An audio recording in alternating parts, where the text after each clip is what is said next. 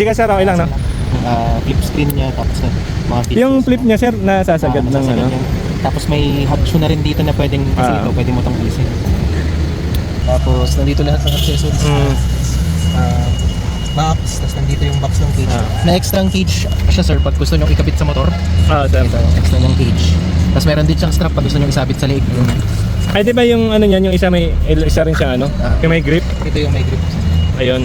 Ito yung Buti na lang may kasamang bag, no? ito yung grip. Tapos ito yung extra niyang grip din. Isa pa siyang grip dito. Ayun. Ito naman, pag Ayun, quick release. Quick release din siya dito. Tapos ang maganda dito sa grip niya, nasuscrew in siya. Filters din siya dito. Ayan, no? Mga ND filter.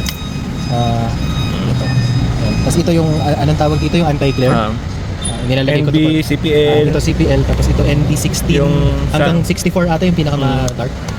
Check natin. Alam. Yan. Hawak na natin yung